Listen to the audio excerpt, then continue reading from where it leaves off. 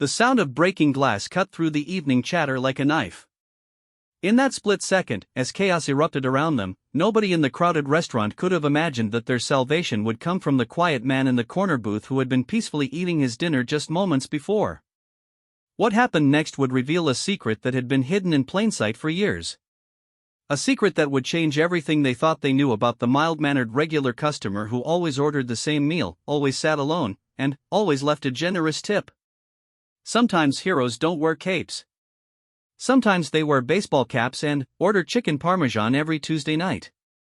And, sometimes, when evil strikes without warning, they remind us that courage isn't about the absence of fear, it's about what you do when fear tries to paralyze everyone around you. This is the true story of how one terrifying night revealed that the most ordinary-looking person in the room was actually one of America's most extraordinary warriors. Marcus had been coming to Bella's Italian restaurant every Tuesday for 3 years. The staff knew his order by heart: chicken parmesan, no cheese, extra marinara sauce, and a Coke with no ice. He always arrived at exactly 6:30 in the evening, always requested the same corner booth, and always ate alone while reading a paperback novel. The waitresses found him polite but reserved. He spoke softly, made minimal eye contact, and seemed to observe everything while saying very little. Maria, who had been his regular server for over a year, often wondered about his story. He appeared to be in his mid-30s, with short brown hair and calloused hands that suggested physical work. There was something about his posture, the way he sat with his back to the wall and his eyes frequently scanning the room, that made her curious. "He's probably just shy," her manager Tony would say whenever Maria mentioned the mysterious Tuesday regular. "Some people just like their routine and their privacy." What none of them knew was that Marcus Williams had spent the last 15 years of his life in some of the most dangerous places on earth. He had completed 4 deployments to Afghanistan, 2 to Iraq, and countless classified missions that would never appear in any official record. As a member of SEAL Team 6, he had been part of operations that saved hundreds of lives and eliminated threats to national security. But Marcus had left that life behind 2 years ago. After losing 3 teammates in a mission gone wrong, he had requested a transfer to a training position stateside. The nightmares had started then, along with a hypervigilance that made him constantly aware of exit routes, potential threats, and defensive positions wherever he went. The quiet corner booth at Bella's had become his sanctuary, a place where he could eat a normal meal and pretend, for an hour, that he was just another civilian. The restaurant itself was a family-owned establishment that had been serving the community for over 20 years. Tony Marconi and his wife Rosa had built it from nothing, starting with just 6 tables and a dream of bringing authentic Italian cuisine to their suburban neighborhood. Over the years, it had become a local gathering place where families celebrated birthdays, couples had first dates, and friends met for casual dinners. On this particular Tuesday evening in October, the restaurant was busier than usual. The autumn weather had brought out families looking for a warm meal before the week ahead. Children's laughter mixed with adult conversation as servers moved efficiently between tables, carrying steaming plates of pasta and fresh bread. Marcus sat in his usual spot, methodically cutting his chicken while keeping half his attention on a thriller novel and half on the gentle chaos around him. An elderly couple at a nearby table was celebrating their anniversary. A young mother was trying to convince her toddler to eat vegetables instead of just the breadsticks. 2 business partners were discussing a potential deal over wine and appetizers. Everything seemed perfectly normal, perfectly safe. The kind of peaceful evening that Marcus had learned to treasure after years of sleeping with one eye open in hostile territories. At 7:15, Marcus was finishing his meal when he noticed something that made him pause. A man had entered the restaurant and was standing near the hostess station, but something about his behavior was off. Instead of waiting to be seated, he was scanning the room in a way that reminded Marcus of tactical surveillance. The man's hands were empty, but his jacket was zipped up despite the warm temperature inside the restaurant. Marcus set down his fork and watched more carefully. The man appeared to be in his late 20s, with nervous energy that seemed out of place in the relaxed atmosphere of Bella's. He kept checking his watch and glancing toward the kitchen area, as if he was timing something or waiting for a signal. Years of training had taught Marcus to trust his instincts, and every alarm bell in his head was starting to ring. He closed his book and subtly shifted in his seat to get a better view of the situation. The man was now moving deeper into the restaurant, bypassing the hostess who was trying to assist him. That's when Marcus noticed the second man entering through the side door that led to the patio dining area. This one was older, stockier, and moving with the kind of deliberate purpose that Marcus recognized from countless briefings on hostile tactics. The two men were clearly working together, positioning themselves to control different sections of the restaurant. Marcus's pulse quickened as his combat training automatically kicked in. He began mapping the room in his mind: 23 customers, including 5 children, 3 exits, multiple potential weapons within reach, several places where civilians could take cover. The calculations ran through his head as naturally as breathing. The first man had now stopped near the center of the dining room and was reaching into his jacket. Marcus caught a glimpse of metal and knew with absolute certainty that they were about to witness an armed robbery at best, or something much worse at worst. But, as he prepared to act, Marcus felt the familiar weight of his new reality.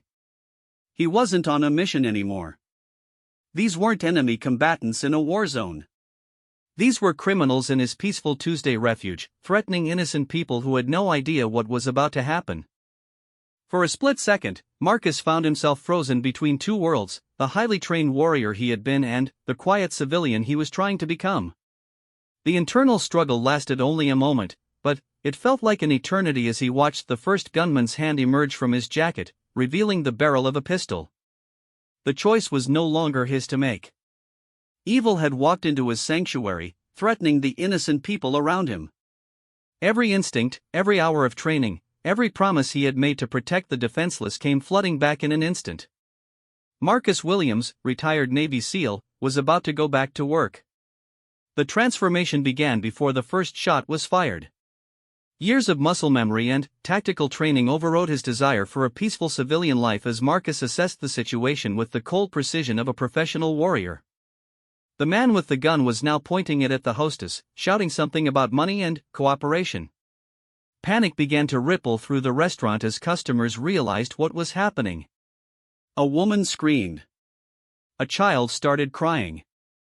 Chairs scraped against the floor as people instinctively tried to move away from the threat, creating the kind of chaos that could make a bad situation infinitely worse. But, in the corner booth, Marcus was already moving with a calm efficiency that would have been invisible to most observers. He palmed the steak knife from his table setting, noted the position of every civilian between him and the gunman, and began calculating angles of approach that would minimize risk to innocent bystanders. The second gunman had moved to block the main exit, trapping everyone inside. They were professionals, Marcus realized, or at least experienced enough to know basic crowd control techniques. This wasn't a spontaneous crime of opportunity, it was a planned operation with specific objectives. Which meant the situation was about to get much worse before it got better. As the first gunman began demanding that customers empty their wallets and remove their jewelry, Marcus caught the eye of Maria, his regular waitress. She was standing frozen behind the bar, terror written across her face as she watched the scene unfold. In that moment, Marcus made a decision that would change everything. He wasn't just Marcus Williams, the quiet Tuesday regular, anymore. He was Petty Officer First Class Marcus Williams, United States Navy SEALs, sworn to protect the innocent and neutralize threats to American citizens. The mild-mannered customer in the corner booth was about to disappear forever, replaced by one of the most lethal warriors the military had ever trained. And the two gunmen who had chosen the wrong restaurant on the wrong night were about to learn why some people should never be underestimated. Marcus took one last look around the room, memorizing the position of every innocent life he was about to risk everything to protect. Then, he stood up, left a $20 bill on the table for his meal and tip, and began to move toward the chaos with the silent precision of a predator closing in on his prey. The quiet regular customer was gone. The Navy SEAL had returned. And nothing would ever be the same again. The transformation was subtle but complete. Where Marcus had been sitting casually just moments before, now there was a man moving with the fluid precision of someone who had spent years perfecting the art of controlled violence. His breathing slowed. His heart rate actually decreased as combat conditioning overrode natural fear responses. Every sense became hyper-aware as his training took over. The first gunman was still focused on the hostess, demanding access to the cash register while waving his weapon in increasingly erratic patterns. His partner had moved to a position near the kitchen doors, effectively cutting off the staff's escape route while maintaining visual control over the dining room. They were working from some kind of plan, Marcus realized, but it was an amateur plan with obvious flaws. Professional operators would have secured all exits simultaneously, established clear fields of fire, and designated specific roles for crowd control versus asset acquisition. These two were dangerous because they were armed and desperate, but they weren't trained soldiers. That gave Marcus significant tactical advantages if he could exploit them without getting innocent people killed. The elderly couple celebrating their anniversary had frozen in terror at their table. The husband, probably in his 70s, was slowly reaching for his wallet with shaking hands while his wife clutched his arm. 3 tables away, the young mother had instinctively pulled her toddler close, shielding the child with her body while trying to remain invisible. Marcus catalogued every civilian position as he began his approach, moving along the wall with steps so measured and quiet that he seemed to be drifting rather than walking.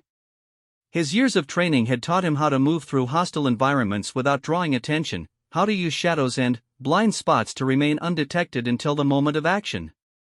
The first gunman was getting more agitated by the second. The hostess, a teenage girl who couldn't have been more than 18, was fumbling with the cash register while tears streamed down her face. Her hands were shaking so badly that she kept hitting wrong buttons, and each mistake made the gunman more angry. "Faster," he shouted, pointing the gun directly at her head. "Figure it out or I'll find someone who can." That's when Marcus made his first move. Rather than charging directly at the gunman, which would have put multiple civilians in the line of fire, Marcus slipped behind the service station where the water glasses and silverware were kept. From there, he had a clear angle to the first target while remaining concealed from the second gunman near the kitchen. The steak knife felt familiar in his hand despite the fact that he hadn't held a weapon in anger for over 2 years. Muscle memory guided his grip as he balanced the weight and calculated the distance to his target.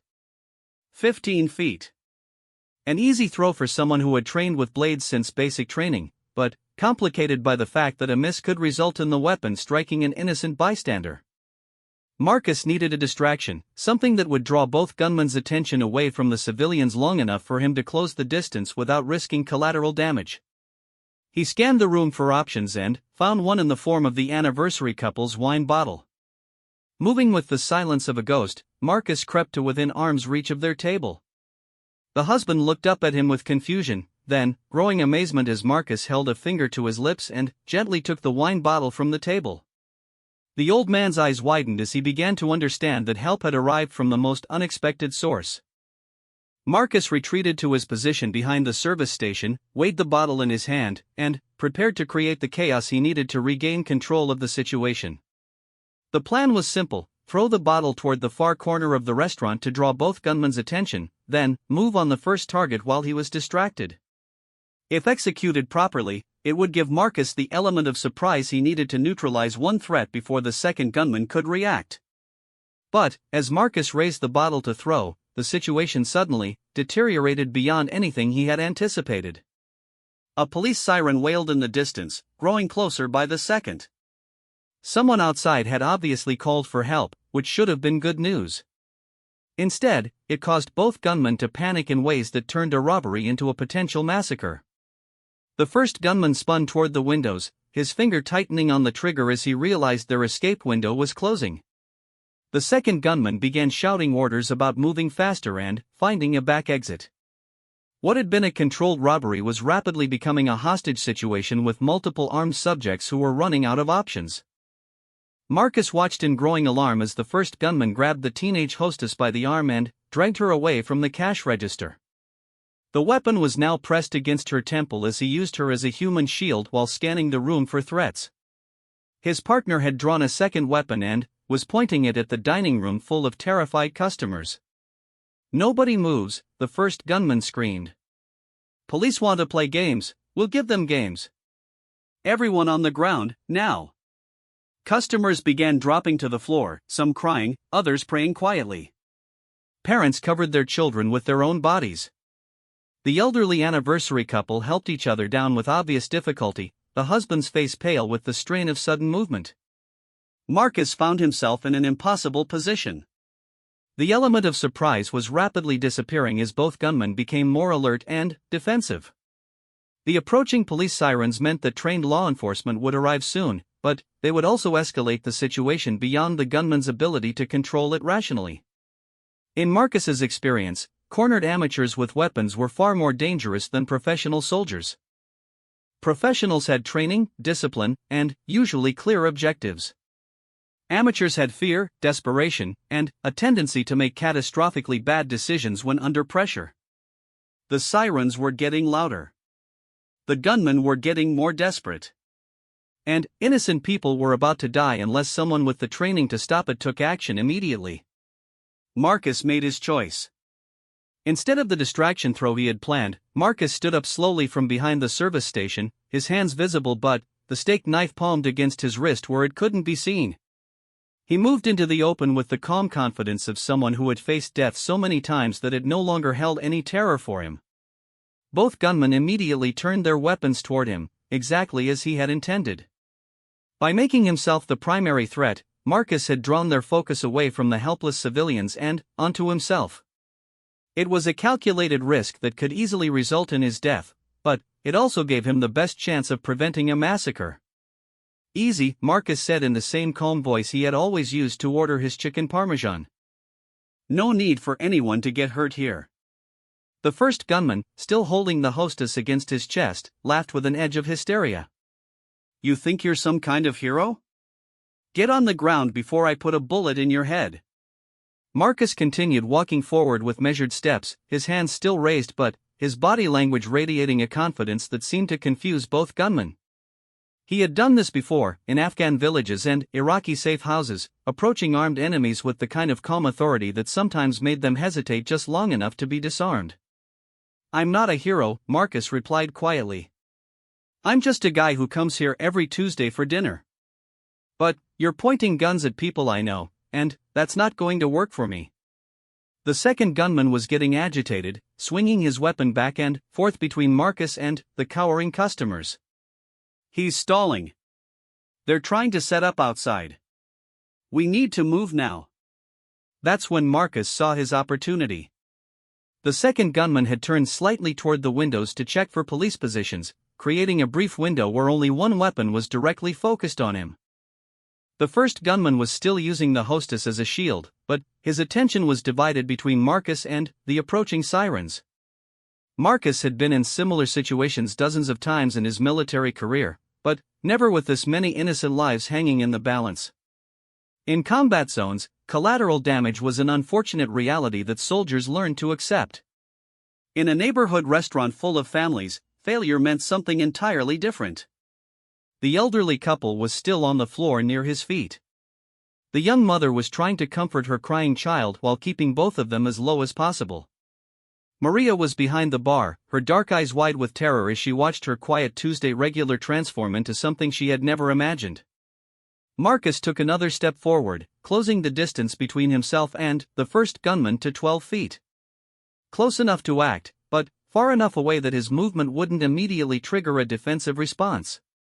He could see the sweat on the gunman's forehead, could hear the slight tremor in his voice that indicated fear was beginning to override training or planning. The sirens were much closer now. Red and blue lights were beginning to flash through the restaurant windows, casting eerie shadows across the chaos inside. In perhaps 2 minutes, possibly less, the local police would surround the building and the situation would escalate beyond anyone's ability to control it peacefully. Marcus had trained with law enforcement tactical teams during joint exercises. He knew they were skilled and professional, but he also knew that their primary objective would be to protect civilian lives, even if it meant accepting his death as an acceptable loss. They would establish a perimeter, attempt negotiation, and eventually breach if talks failed.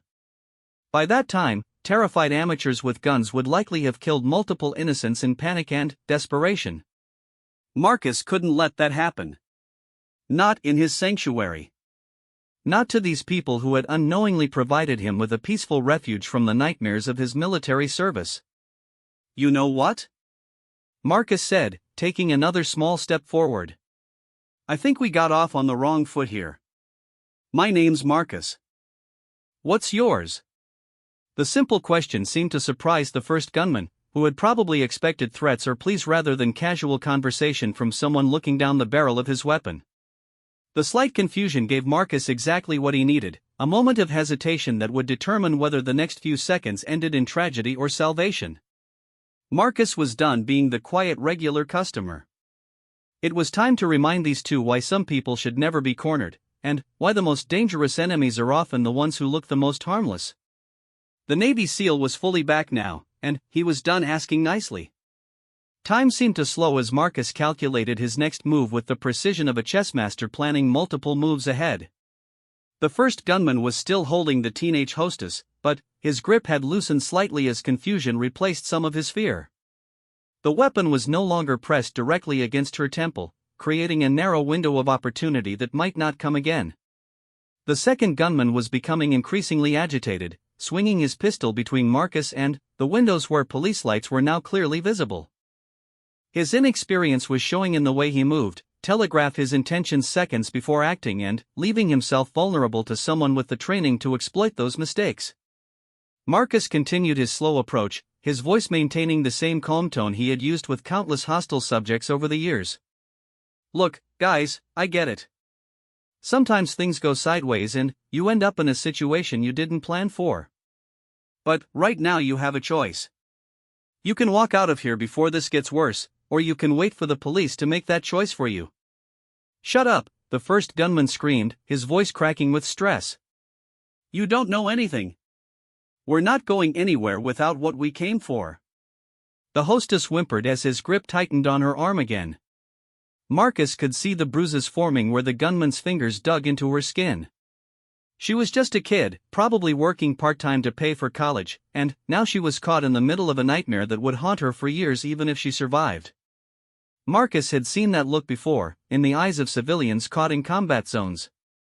The absolute terror of someone who had never imagined they could become a casualty of violence. It was a look that had driven him through 15 years of military service, the knowledge that innocent people needed protection from those who would harm them. What did you come for? Marcus asked, genuinely curious. The cash register at Bella's probably held less than $300. The customers might have a few thousand in wallets and jewelry combined. It wasn't enough money to justify the risk they were taking, which meant either they were desperate enough to rob a restaurant for pocket change, or there was something else going on. The second gunman laughed bitterly. Like we're going to tell you our business. Get on the ground before I decide you're more trouble than you're worth.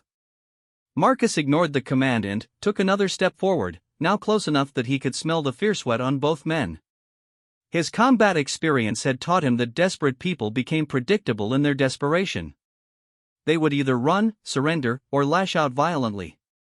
Based on their body language and the approaching sirens, violence was becoming more likely by the second. That's when Marcus noticed something that changed his entire assessment of the situation. The second gunman was wearing an ankle holster with what looked like a backup weapon. Professional criminals might carry multiple guns, but amateurs usually brought whatever they could get their hands on and hoped it would be enough. The presence of backup weapons suggested these two were either more experienced than they appeared, or they were expecting significant resistance.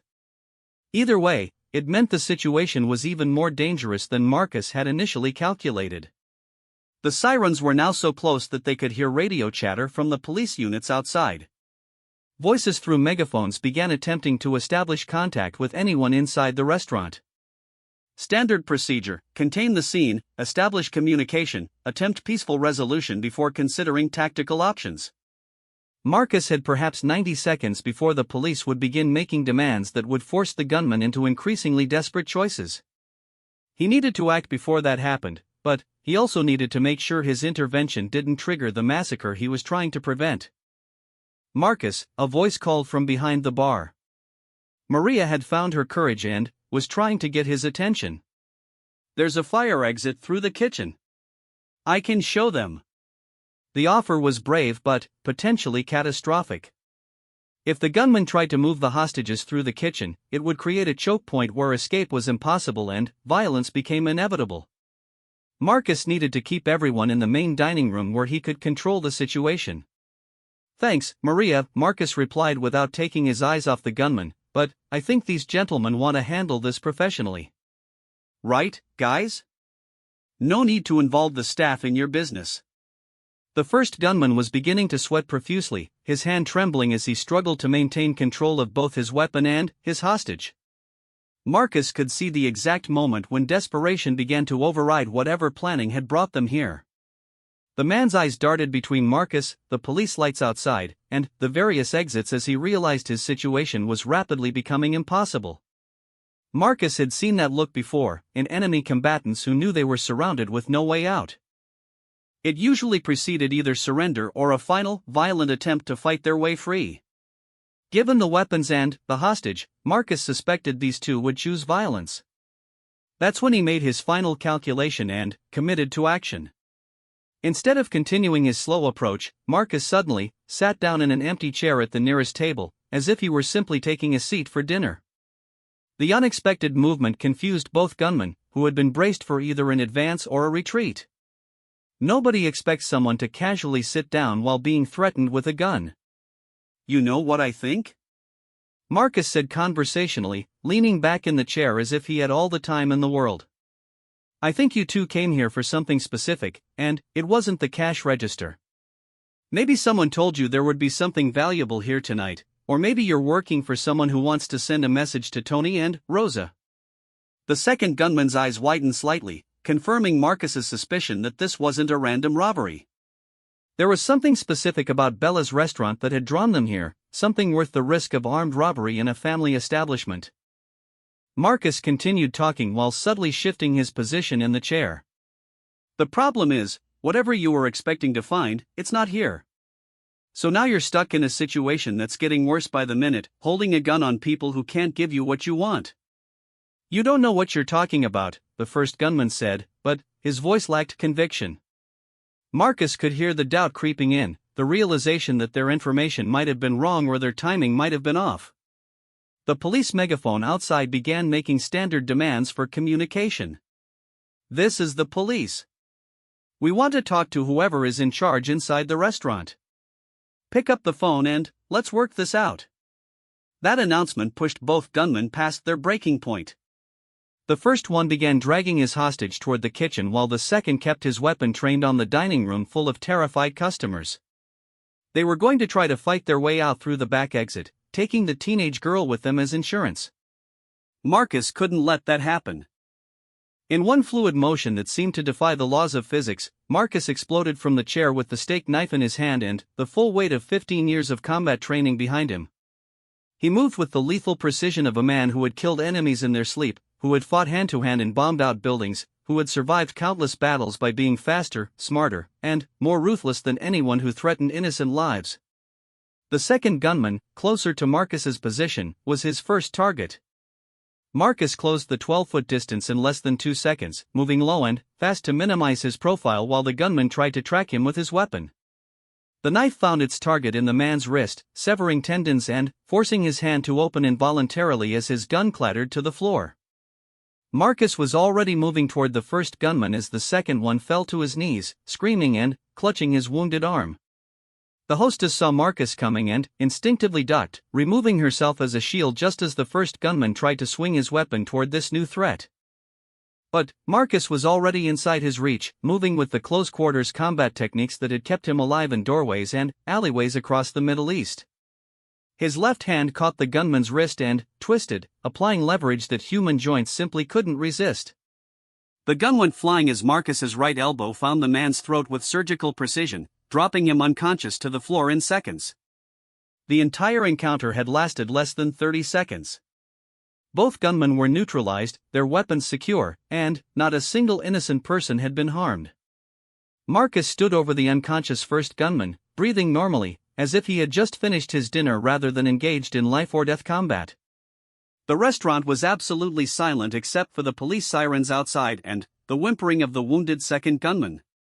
Every customer, every staff member, every person who had cowered in terror just moments before was now staring at the quiet Tuesday regular who had just revealed himself to be something entirely different from what they had imagined.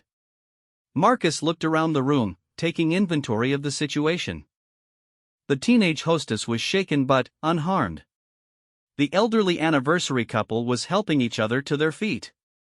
The young mother was holding her toddler close, tears of relief streaming down her face. Maria was behind the bar, her mouth open in amazement as she tried to reconcile the mild-mannered customer she knew with the lethal warrior she had just witnessed. Outside, the police were preparing for a tactical breach that was no longer necessary. Inside, Bella's Italian restaurant had been transformed from a crime scene into something else entirely, the place where Marcus Williams, retired Navy SEAL, had been forced to reveal a secret he had spent 2 years trying to keep hidden. As he picked up the fallen weapons and made them safe, Marcus realized that his quiet civilian life was probably over. There would be questions, investigations, media attention, and all the complications that came with being identified as a former special operations soldier. But, as he looked around the room at the faces of people who were alive because of his actions, Marcus found that he didn't regret his choice. He had spent 15 years protecting innocent people in foreign countries. Tonight, he had protected innocent people in his own neighborhood. The police were now at the door, demanding entry. Marcus set the weapons on a nearby table and raised his hands to show he was not a threat. In a few moments, he would have to explain who he was and what had happened. The quiet regular customer would disappear forever, replaced by Marcus Williams, the Navy SEAL who couldn't walk away from a fight when innocent lives were at stake. But, first, he had one more thing to do. Marcus walked over to his corner booth, picked up the $20 bill he had left for his meal, and handed it to Maria, who was still staring at him in shock. "Thanks for the dinner," he said quietly. "Same time next Tuesday?" Maria looked at the money, then at Marcus, then at the 2 unconscious gunmen on the floor of her restaurant. When she finally found her voice, all she could manage was a whispered, "Who are you?" Marcus smiled sadly as the police began pounding on the door, demanding entry. His secret was about to become public knowledge, his quiet life was about to become complicated, and his Tuesday routine was probably going to change forever. "Just a customer who really likes the chicken parmesan," he replied. Then, he turned toward the door to face whatever came next. The police burst through the door with tactical precision, weapons drawn and ready for a firefight that was already over. The first officers through the entrance found themselves facing a scene that defied their expectations: 2 unconscious suspects, a room full of unharmed civilians, and a calm man in civilian clothes standing with his hands raised in the middle of it all. Detective Sarah Chen was the first to recognize that something unusual had happened here. With 12 years of experience in violent crimes, she had responded to dozens of robbery scenes, hostage situations, and active shooter incidents. Never had she arrived to find the perpetrators already neutralized by what appeared to be a customer who had simply been in the wrong place at the right time. "I'm Marcus Williams," he said as the officers approached with weapons still drawn. "These 2 men attempted to rob the restaurant and take hostages. I was able to disarm them. Their weapons are on that table, and both men need medical attention." The simplicity of his statement belied the complexity of what had obviously taken place. Detective Chen could see the professional way the weapons had been secured, noted the precise nature of the injuries inflicted on both suspects, and observed the calm demeanor of a man who had just engaged in close-quarters combat without apparent stress or adrenaline crash. "Are you law enforcement?" she asked, though something about Marcus's bearing suggested military rather than police training. "Former military," Marcus replied. "Navy, retired." It was technically true, though it left out the small detail about his service with one of the most elite special operations units in the world. Marcus had spent 2 years learning how to describe his background without revealing classified information. Most people accepted Navy, retired as a complete explanation and moved on to other topics. Detective Chen wasn't most people. As paramedics attended to the wounded gunman and checked the unconscious one for injuries, Chen walked Marcus through a preliminary statement about the incident. His account was detailed, precise, and delivered in the kind of emotionless tactical language that suggested extensive experience with after-action reports. "You moved from your table to engage 2 armed suspects," Chen repeated, reviewing her notes.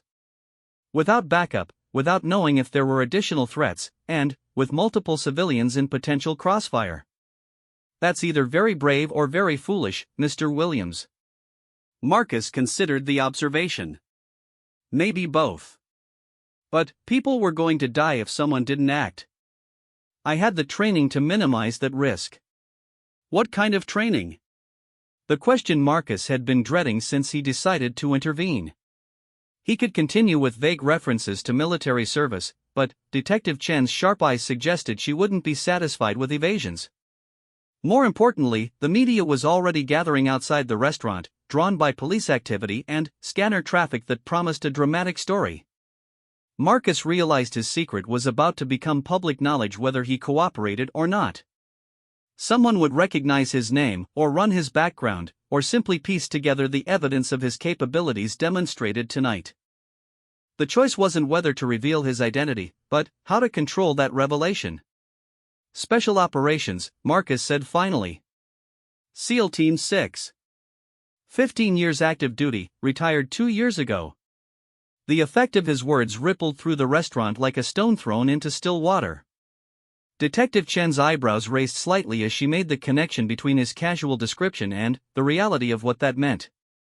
The paramedics treating the wounded gunman exchanged glances that suggested they now understood how their patient had been disabled so efficiently. Maria, still behind the bar but listening to every word, felt her understanding of her Tuesday regular customer shift completely. The quiet man who always ordered chicken parmesan and read paperback novels was a member of the most elite military unit in the world, trained to operate in the most dangerous situations on Earth. That explains a lot, Detective Chen said quietly. I've never seen suspects taken down this cleanly without firearms involved. No excessive force, minimal injuries, perfect control of the situation. Marcus nodded. We're trained to use the minimum force necessary to neutralize threats while protecting innocent lives. These two weren't professional soldiers, just criminals who made bad choices. They didn't require lethal force. What he didn't mention was how difficult it had been to hold back. 15 years of combat conditioning had programmed him to eliminate threats efficiently and completely. The restraint required to disable rather than kill had actually been more challenging than the physical confrontation itself. Tony Marconi, the restaurant owner, approached Marcus as the police finished securing the scene. The older Italian man's eyes were filled with tears as he struggled to find words adequate for what had just happened. You saved my restaurant, Tony said, his voice thick with emotion. You saved my customers, my staff, maybe their lives. How do I thank someone for that? Marcus felt uncomfortable with the gratitude. In his military service, successful missions were simply expectations met rather than heroic acts deserving praise. You don't need to thank me, Tony. I just did what anyone would do. No, Maria interjected from behind the bar. Anyone would have called 911 and hidden under a table. What you did, that was something else entirely. The teenage hostess, whose name Marcus learned was Jennifer, was being checked by paramedics for shock and minor injuries from her ordeal. When she saw Marcus, she began crying again, but this time from relief rather than terror. He saved my life, she told Detective Chen through her tears. They were going to take me with them.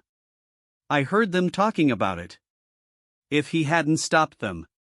The implication hung in the air unfinished, but everyone understood what she meant. Hostages taken during failed robberies rarely survived the experience. Marcus's intervention had prevented not just a crime, but likely a murder. As the investigation continued, more details emerged about the two gunmen and their motives. They weren't random criminals looking for quick cash, as Marcus had suspected. They were part of a small gang that had been targeting Italian restaurants across the state, believing that family-owned establishments kept large amounts of cash on hand and would be easy targets. What they hadn't counted on was encountering a customer with the training and willingness to fight back. Their previous robberies had succeeded through intimidation and the assumption that civilian victims would comply with their demands out of fear. They had never faced someone who viewed their weapons as tools to be taken away rather than threats to be feared. Detective Chen's partner, Detective Rodriguez, was interviewing the conscious gunman when the suspect made a statement that revealed just how completely Marcus had controlled the situation. He moved like he wasn't even human, the wounded man said, clutching his bandaged wrist. One second he was sitting down talking normal, next second he was on us like some kind of ghost. Jimmy never even knew what hit him. Guy didn't even look like he was trying hard. Rodriguez exchanged glances with his partner. They had both served in the military before becoming police officers, and they recognized the description of someone operating at a level far beyond civilian capabilities. Outside the restaurant, news crews were setting up cameras and reporters were gathering information from witnesses who had fled during the initial confrontation. The story was already being framed as a dramatic rescue by a mysterious hero, and Marcus knew it would only be a matter of time before his identity and background became public knowledge. The paramedics finished treating both suspects and prepared to transport them to the hospital for further care before they would be booked on charges of armed robbery, kidnapping, and assault. The wounded gunman would require surgery to repair the damage to his wrist, while his partner was beginning to regain consciousness with what appeared to be a severe concussion. As the suspects were loaded into ambulances, Detective Chen approached Marcus with a question that had been bothering her since she first assessed the scene. "Mr. Williams, I have to ask. You said you've been coming here every Tuesday for 3 years. Did you choose this restaurant for a specific reason? The location, the layout, anything that would make it strategically advantageous?" Marcus considered the question honestly. "I chose it because the food is good, the staff is friendly, and that corner booth lets me sit with my back to the wall while keeping an eye on the room. Old habits from military service. I never expected to need those advantages for anything more than peace of mind." Chen nodded, understanding the implications. Many veterans chose restaurants, stores, and public spaces based on tactical considerations that had become second nature during their service. What made Marcus different was that his tactical awareness had been combined with the training and capability to act when danger presented itself. "One more question," Chen said. "Why didn't you identify yourself as former Special Operations when you first intervened? Most people would have used that authority to try to intimidate the suspects into surrendering." Marcus thought about his answer before responding. "Because I'm not active duty anymore. I'm just a customer who comes here for dinner on Tuesday nights. My military service ended when I retired. Tonight, I was just someone who couldn't stand by and watch innocent people get hurt." It was a distinction that most people wouldn't understand, but Detective Chen recognized the significance of his words. Marcus had intervened not as a Navy SEAL drawing on military authority, but as a civilian making a moral choice to protect others. The skills he had used were simply tools available to him, not badges of office that gave him special rights or responsibilities. The investigation was winding down as witness statements were completed and evidence was collected. The restaurant would be closed for the rest of the evening while the crime scene was processed, but Detective Chen assured Tony that he would be able to reopen for business the next day. As the last of the police vehicles prepared to leave, Marcus found himself standing in the parking lot facing a crowd of reporters and camera crews.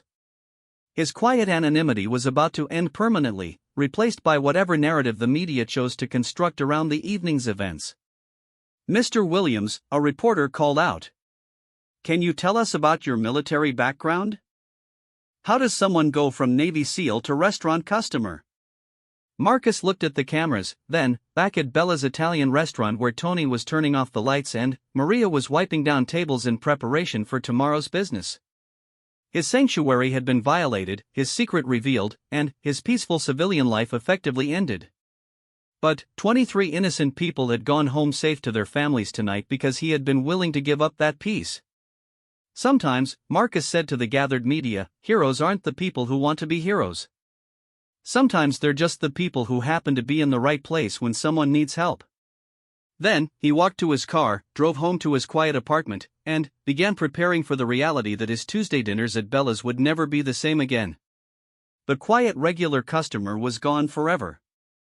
But the lives he had saved would remember him for the rest of theirs. The story broke nationwide by Thursday morning. Navy SEAL stops restaurant robbery dominated headlines across television, newspapers, and social media platforms. Security camera footage from inside Bella's, released by the police after the investigation concluded, showed Marcus's intervention in detail that left viewers amazed by the precision and restraint he had demonstrated under pressure. Marcus woke up in his apartment to find news vans parked outside his building and reporters camping by his door. His phone had been ringing constantly since midnight with interview requests, book deal offers, and invitations to appear on talk shows. The quiet anonymity he had cultivated for 2 years had evaporated overnight. He made coffee and sat at his kitchen table, watching the news coverage with the detached interest of someone observing events that seemed to involve a different person entirely. The man they were calling a hero on television bore his name and face, but the narrative being constructed around him felt foreign and uncomfortable. "This is the kind of everyday heroism that reminds us why we honor our veterans," one news anchor was saying. Marcus Williams could have stayed in his seat and waited for police, but instead he risked his life to save complete strangers. Marcus turned off the television and called his former commanding officer, Captain David Hayes, who had retired from the Navy 6 months before Marcus left active duty. Hayes now worked as a private security consultant and had dealt with media attention from his own high-profile cases. "I saw the news," Hayes said without preamble when he answered the phone. "Hell of a thing, Marcus. How you holding up?" "Been better," Marcus replied. "Any advice for dealing with this circus?" Hayes laughed grimly. "Don't talk to anyone without a lawyer present, don't sign anything that looks like a contract, and remember that this will blow over eventually. Media attention has a short lifespan unless you do something to feed it. What about my privacy? Can I get these people away from my apartment?" "Public street, public story, First Amendment rights," Hayes said. "Your news now, brother. Best you can do is control your own narrative and wait for them to move on to the next story." Marcus hung up and considered his options. He could try to ride out the attention quietly, refusing all interviews and hoping it would fade. He could embrace the notoriety and potentially profit from it through speaking engagements or book deals. Or he could use the platform to accomplish something meaningful while he had the public's attention. His decision was made when he saw the afternoon news report about Jennifer, the teenage hostess who had been taken hostage during the robbery. Despite being physically unharmed, she was struggling with trauma from the experience and had not returned to work at Bella's. Her parents were considering therapy to help her process what had happened. Marcus realized that his story wasn't just about his own revealed identity. It was about the ripple effects of violence on innocent people and the responsibility that came with the ability to protect others. That evening, Marcus drove to Bella's Italian restaurant for what he expected might be his last Tuesday dinner there. The media attention had made him a public figure, and he didn't want to bring unwanted scrutiny to Tony's business or discomfort to the other customers. When he arrived, he found the parking lot fuller than he had ever seen it. Inside, every table was occupied and there was a waiting list for seating. Tony greeted him at the door with tears in his eyes and a gratitude that seemed to encompass more than just Tuesday's events. "Marcus," Tony said, gripping his hand firmly, "look what you did. People want to eat where the hero eats. Business has tripled since the story broke." Marcus felt uncomfortable with the designation of hero, but he was genuinely pleased that Bella's was benefiting from the attention. Tony and Rosa had built their restaurant through decades of hard work, and they deserved success. Maria approached with his usual order already prepared. "Chicken parmesan, no cheese, extra marinara, and a Coke with no ice," she said with a smile that held new understanding of who he was. "Your booth is waiting." Marcus looked toward his corner table and saw that it was occupied by a family with young children. Every other table was similarly full with customers hoping to glimpse the Navy SEAL who had become an overnight sensation. His sanctuary had been transformed into a tourist attraction. "Actually," Marcus said, "I think I'll eat at the counter tonight." As he ate his dinner, customers approached to thank him, ask for autographs, and share their own stories of military service or encounters with crime. Marcus listened politely and responded graciously, but he felt the weight of unwanted fame settling around him like an uncomfortable jacket. The most meaningful conversation came from an unexpected source. Jennifer, the teenage hostess, arrived at the restaurant with her parents during Marcus's meal. She had asked to come back to face the place where she had been traumatized, and her parents had supported her decision to confront her fears. "I wanted to thank you properly," Jennifer said, approaching Marcus at the counter with obvious nervousness. "And I wanted you to know that what you did, it meant everything. Not just stopping them, but how you did it. You didn't hurt them any more than you had to. That matters to me. Marcus set down his fork and gave Jennifer his full attention. How are you doing? Really? Scared, she admitted. I keep thinking about what would have happened if you hadn't been here. But I'm also grateful, and I want to get back to work. This is my job, and I'm not going to let them take that away from me. Her courage impressed Marcus more than any media praise he had received. Jennifer was 18 years old and had experienced genuine terror, but she was choosing to move forward rather than let fear control her life. That was real bravery. If you ever need to talk to someone who understands, Marcus said, I'm here every Tuesday. Sometimes talking to someone who's been through violent situations can help process the experience. Jennifer nodded gratefully and returned to her parents, who also expressed their thanks before leaving. Marcus realized that his new public profile might actually allow him to help other people in ways that his anonymous civilian life could not. Over the following weeks, Marcus found himself adapting to his changed circumstances. He gave a single, carefully prepared interview to a respected journalist, focusing on the experiences of veterans transitioning to civilian life rather than the specifics of Tuesday's incident.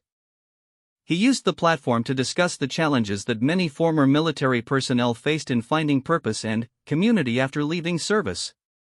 The interview led to speaking opportunities at veteran organizations and military bases, where Marcus could share his experience with active duty personnel preparing for civilian transition. He discovered that his story resonated with other veterans who struggled with maintaining their skills and sense of purpose outside of military structure. Marcus also became involved with local community safety initiatives, working with police departments to provide training on civilian response to violent crime. His unique perspective as someone who had successfully intervened in an active criminal situation proved valuable for developing protocols that could save lives without creating additional dangers. The media attention gradually faded as Hayes had predicted, replaced by newer stories and different heroes. But the relationships Marcus had built through his unwanted fame proved more lasting and meaningful than his anonymous routine had been. Jennifer returned to work at Bella's and eventually became a manager, using her experience to help train other employees in recognizing and responding to potential threats. Tony and Rosa used their increased business success to expand the restaurant and hire additional staff from the local community. Detective Chen stayed in touch with Marcus, occasionally consulting with him on cases that involved suspects with military training or situations where his tactical expertise might provide insight. Their professional relationship evolved into genuine friendship based on shared commitment to protecting innocent people. Most importantly, Marcus discovered that his Tuesday dinners at Bella's became more meaningful rather than less. Instead of dining alone with his book and his memories, he found himself part of a community that knew who he was and valued his presence among them. Marcus still sat with his back to the wall and maintained awareness of his surroundings, but now those habits served a broader purpose than just personal security. He had become someone that others looked to for protection and guidance, a responsibility he accepted with the same dedication he had brought to his military service. 6 months after the restaurant incident, Marcus was approached by a representative from a veterans organization with an offer to coordinate a national program supporting former special operations personnel in their civilian transitions. The position would require him to travel frequently and speak publicly about his experiences, fully embracing the public role he had never wanted. Marcus considered the offer while sitting in his corner booth at Bella's, finally available again now that the tourist attention had subsided. Maria brought his usual order without being asked, and Tony waved from the kitchen where he was preparing food for the steady stream of customers who had become regulars since the restaurant's moment of fame.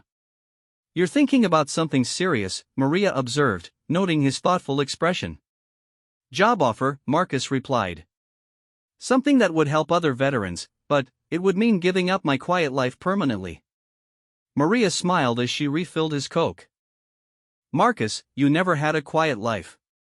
You just had a life where you pretended to be quiet. There's a difference." As Marcus ate his chicken parmesan and considered his future, he realized that Maria was right. The skills, values, and sense of purpose that had made him a Navy SEAL hadn't disappeared when he left active duty. They had simply been dormant, waiting for a situation that required them. Tuesday's restaurant incident had revealed more than his military background to the community around him. It had revealed to himself that retirement from the military didn't mean retirement from the responsibility to protect others and serve something larger than personal comfort. Marcus finished his dinner, left his usual $20 tip, and walked out into the evening air with a clear sense of direction for the first time since leaving active duty. His quiet civilian life was over, but his service to others was just beginning a new chapter.